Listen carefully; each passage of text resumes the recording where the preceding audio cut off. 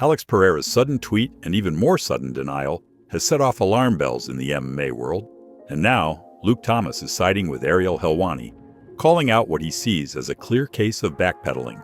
Whether it's poor damage control or something deeper behind the scenes, more and more voices are casting doubt on Pereira's explanation that he was hacked. Let's walk through what actually happened.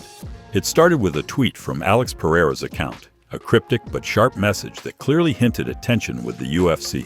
The tweet read, "If they want to play games, I can play too."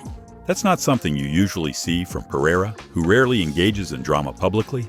The post immediately got attention, as it seemed to suggest a deeper frustration with the UFC, possibly tied to negotiations or matchmaking. But just hours later, Pereira jumped on Instagram with a completely different tone. According to him, he had no idea what was going on, said everything was fine, and claimed that the tweet wasn't his.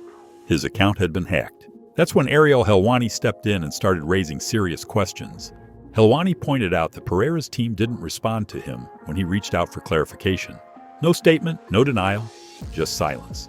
And for Ariel, that's a red flag. He's been around long enough to know when something doesn't feel right. Now Luke Thomas has weighed in, and he's not buying it either. Luke said what many fans were already thinking. Real hacking attempts don't look like this. There's usually spam, weird links, or outrageous nonsense. But this wasn't that. This tweet was targeted, specific, and sounded just like something a fighter in Pereira's position would say. Luke broke it down like this. All right. When was the last time somebody got hacked and A, they wrote just one tweet, and B, wrote in such a way that echoes specific things about the broader reality, right? Like fighters complaining about the UFC on Twitter, this has been done, or social media has been done a million times. And it echoes, if you didn't know it was hacked, you'd be like, right, here we go. Exactly. You know what I mean? It's one thing for Dustin Poirier to get hacked and be like, oh, click this link to buy my MacBook, or someone hacks Kamaru and then they're just saying the N-word or something like that. But it was a bunch of tweets in both cases, and it was, you could tell that something was off. Reading that, I mean, yeah, it's English, not Portuguese. It matches up with a behavior pattern that would indicate it was intentional and not done by a hacker, like it was done by the actor himself or Poatan or somebody in his camp. I don't know shit. So what are we looking at here? A failed negotiation tactic? A miscommunication? A moment of frustration that Pereira tried to cover up? Whatever it is, Luke and Ariel seem to agree. Something doesn't sit right. And in this sport, silence from a fighter's team usually speaks louder than words. Meanwhile, Bo Nickal is in a completely different situation and handling it head-on. Nickal recently took the first loss of his UFC career, getting stopped by RDR, a fighter known more for his submissions than his striking. The MMA world responded fast. Critics who'd been skeptical of the UFC's push behind Bo didn't waste a second before celebrating his fall.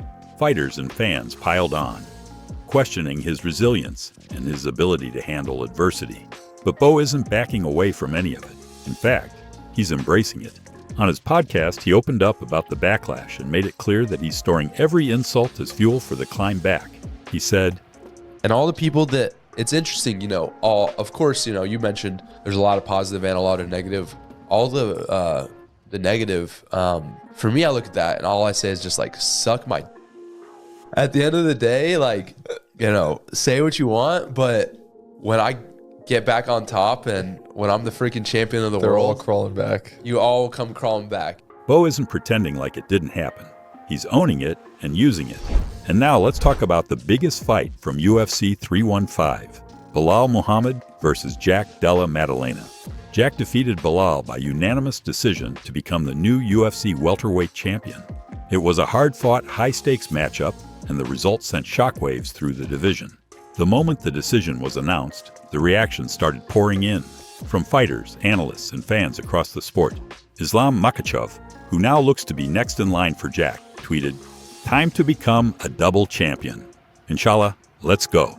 He also showed respect to Belal, tweeting, "Head up champion." Dricus du Plessis added a playful note, "Belal Muhammad, well done, JK."